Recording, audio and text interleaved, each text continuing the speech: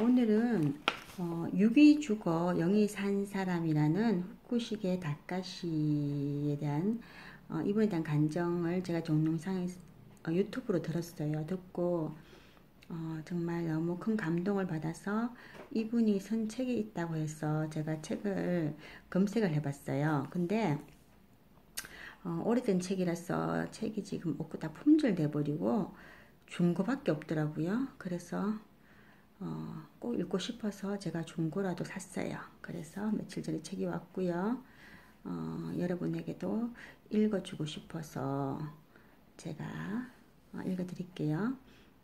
일단 이 후쿠시게 다카시라는 분은 일본 분이고 여기 소개를 좀 해드릴게요. 이분이 누구냐면은 일본 가고시마 출생으로 유명한 히타치란 유명한 회사가 있대요. 히타치의 입사. 아시는 분들이 많더라고요. 저는 들어는 봤는 것 같아요. 30여 년간 근무하며 전자 카이로 1급 공학자 자리까지 올랐다. 세계 최초의 초박형 LCD를 미국과 함께 개발할 때 일본 팀의 주역이었고 LCD TV 검사 장치 등 여러 건의 세계 특허를 소유하고 있다. 일본 정부와 NHK가 공동으로 하이비전을 개발할 때 참여했고 히타치 공장이 들어서는 나라마다 기술 책임자로 파견됐다. 한국인 아내 장혜린과 결혼한 후 히타치를 사직 맥이란 회사에 스카웃되어 새로운 전자 제품을 개발하던 중 2004년 2월 21일 스키장에서 뇌경색으로 쓰러졌다. 수술 후 21일간 혼수 상태였으며 이 가운데 예수님을 만나 기적적으로 회생했다. 크리스천을 바르게 깨우고 일본 선교를 위한 선교단체 갓월드를 한국에 설립했으며 이 사역을 이루기 위한 활동을 펼치고 있다. 그리고 이 책을 쓰신 분은 후쿠시게 다카시가 아니고 김무정이라는 분인데요. 이분에 대해서 한번 제가 또 말씀드릴게요. 김무정, 지은이는 김무정입니다. 서울 출생으로 월간 신앙계 여러분 아시죠? 유명하죠. 오래되고 월간 신앙계에서 기자 생활을 시작했다. 1988년 국민일보 창간과 함께 경력 기자로 입사. 주로 기독교 분야를 취재해 왔으며 현재 종교부 차장으로 근무하고 있다. 평범한 신앙인으로 지내오다 다카시상을 취재차 만나면서 새로운 신앙 도전을 받은 자신의 체험과 놀라운 영적 변화를 겪은 다카시상의 간증을 묻고 이 책을 집필했다. 취재차로 만났다가 책까지 쓰게 되신 사연이거든요. 제가 오늘은 김무정님이 쓴 책으로 후쿠시게 다카시에 대한 여기 12페이지 있네요. 첫 번째 챕터 1이네요. 회개로 얻는 천국. 그의 눈에서 불꽃이 튀는 것 같았다. 목소리는 나지막했지만 그에게서 뿜어져 나오는 어떤 강한 힘이 방 안 전체를 가득 메우고 있었다. 조금 전만 해도 반신을 못 쓰는 육체를 이끌고 간신히 소파 위에 앉았던 후쿠시게 다카시였다. 그러나 그가 쏟아내는 언어는 강한 생명력을 품고 있었다. 그의 메시지는 거실에 앉아있던 수십 명의 사람들에게 해일처럼 밀려와 파편처럼 박혔다. 심령과 골수를 쪼갠다는 성경의 표현이 가장 정확했다. 다카시가 말합니다. 여러분, 저는 반신을 쓰지 못합니다. 뇌경색으로 뇌의 상당 부분이 망가졌습니다. 할 수 있는 것보다 할 수 없는 것이 더 많습니다. 후유증으로 육체의 고통에 시달리고 있습니다. 그러나 저는 이것보다 훨씬 더 무서운 것이 있습니다. 그것은 하나님의 영이 저를 떠남으로 하나님과 단절될 수 있다는 사실입니다. 그렇게 저는 매일매일 주님께 매달리지 않을 수 없습니다. 지금의 제 모습은 그분의 계획 속에 있으며 못 쓰는 왼쪽 몸이 저를 세상으로 넘어가지 못하게 하는 안전장치라고 믿기에 오히려 감사합니다. 그래서 저는 지금 이 모습 이대로 하나님께 영광을 올려드릴 수 있습니다. 많은 성도들이 축복이란 자신이 원하고 바라는 것이 이루어지고 자녀가 잘 되거나 물질을 많이 얻는 것으로 착각합니다. 그러나 하나님 안에서 나의 필요를 채우는 것이 축복이 아니라는 것을 알았을 때에 참된 축복이 시작됩니다. 하나님이 움직이셔서 나를 영적으로 성장시키고 변화시켜 주시는 것이 가장 큰 축복입니다. 그런데 우리는 24시간 하나님을 위해 일한다고 하면서도 그 평가는 인간에게 받으려고 하는 어리석음을 보입니다. 내가 짚고 다니는 이 지팡이를 보십시오. 이 지팡이는 죽은 나무에 불과합니다. 따라서 이 지팡이가 스스로 할 수 있는 일은 아무것도 없습니다. 그러나 이 지팡이가 주인이 내 손에 들려지게 되면 비로소 쓰임을 받고 역할을 하게 됩니다. 내 몸을 지탱해 주기도 하고 걸음을 옮기기도 하지요. 하나님 앞에 우리 인간도 결국 지팡이 같은 존재입니다. 주님이 들어주셔야 합니다. 그런데 주님은 우리가 죽어야 비워야 깨끗해야 들어주십니다. 그 과정에서 긴 인내와 고통, 괴로움을 주시기도 합니다. 예수의 12제자들은 자기들이 예수님을 쫓아다녔을 때는 몰랐으나 권세와 능력을 받고 예수가 부활 성천하자 모두 변했습니다. 기뻐하며 순교했고 복음을 전하는 것에 최고의 가치를 두었습니다. 바울이 그 놀라운 사역을 할 수 있었던 것은 이 진리를 잡았기 때문입니다. 예수의 이름으로 밀고 나왔기에 가능했습니다. 그래서 신약 성경의 절반이 그의 손을 거쳤습니다. 그러므로 복음 전파는 하나님의 영이 죽으면 그것으로 끝인 것입니다.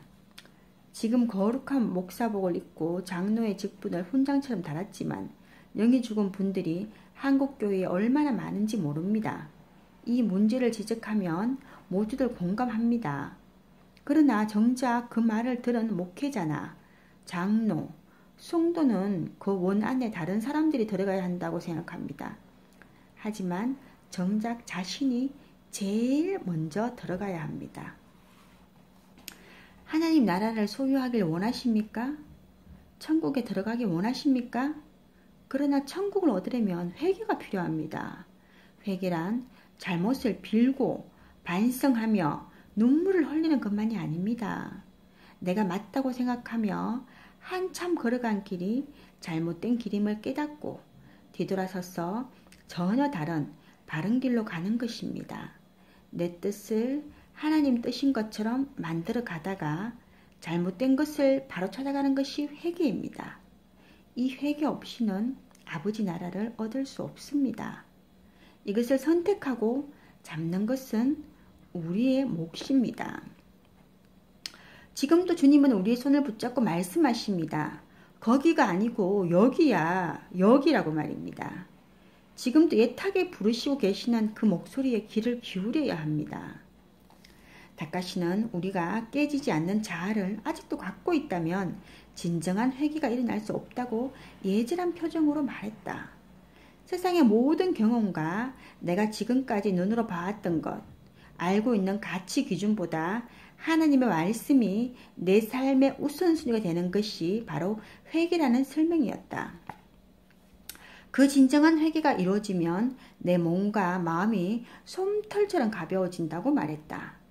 하나님은 회개가 끝난 자들에게 은사를 주시고 그 은사를 통해 아버지의 일을 할 수 있도록 길을 열어주신다고 힘주어 말했다.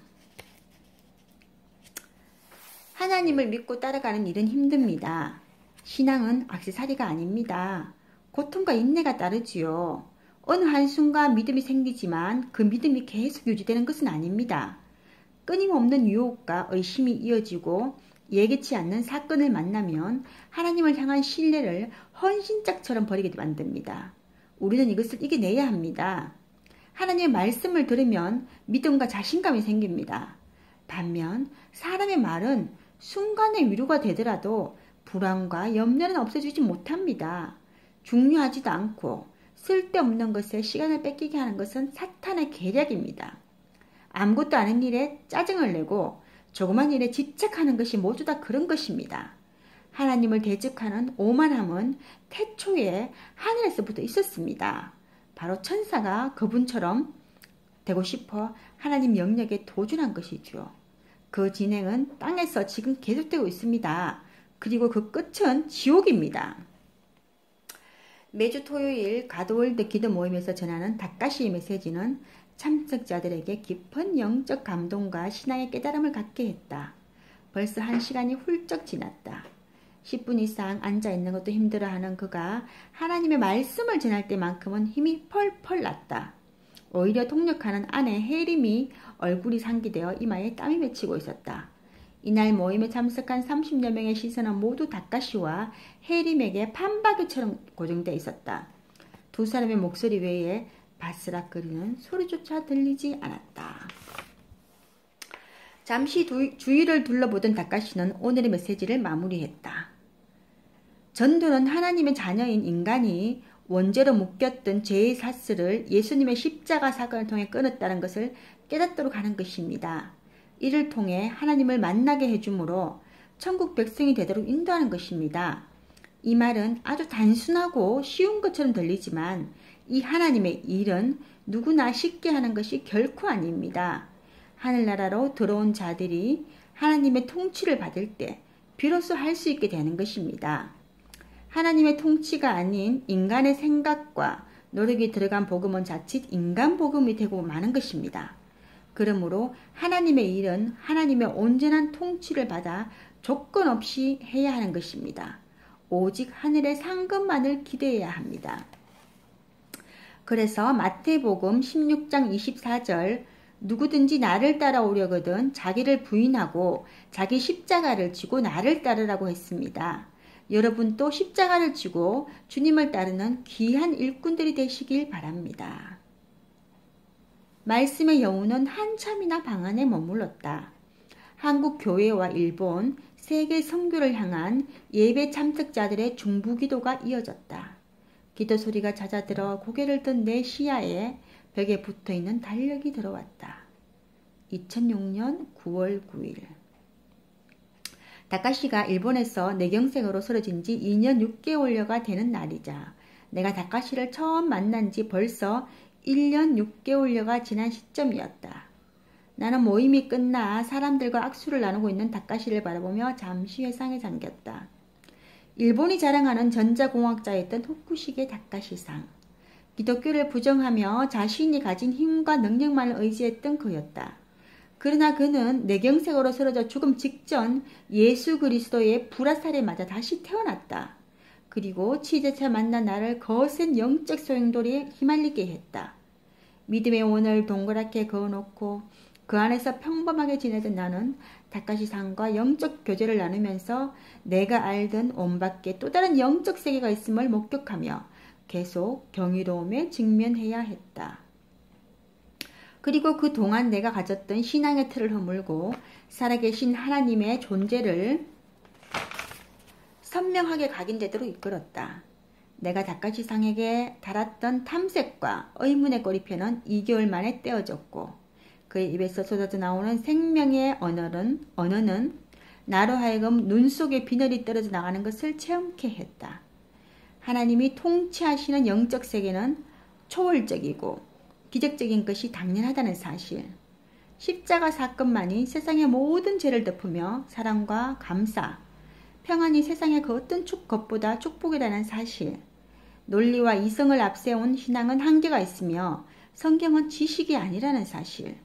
영적 분별이 필요한 이 시대는 오직 말씀만이 불변이라는 진리를 깨닫게 된 것은 다카시를 만난 선물이었다. 그리고 이 모든 과정이 주님의 대명령인 선교라는 큰 정상을 바라보게 하는 하나님의 예비하심이었으며 우리 모두가 도구로 쓰임받고 있음을 발견한 것 역시 감사의 조건이 됨을 고백하지 않을 수 없다. 나는 어느덧 다카시를 만난 2005년 3월 봄 기운이 막 솟아오르던 그 어느 날 속으로 기억을 넘어가기 시작했다. 오늘은 요 1장만 읽어드리겠습니다. 진짜 책을 몇 장 읽진 않았지만 목차를 이렇게 훑어봤는데요. 정말 기대됩니다. 그리고 이런 또 신앙의 앞선 선배님들 때문에 우리가 우리 후발 주자인 우리 후배들이 이렇게 살아가면서 넘어질 때도 있지만 다시금 또 힘을 얻을 수 있는 것 같아요. 여러분 오늘도 화이팅 하시고 마지막 남은 시간 예수님 이름으로 승리하시길 축복합니다. 감사합니다.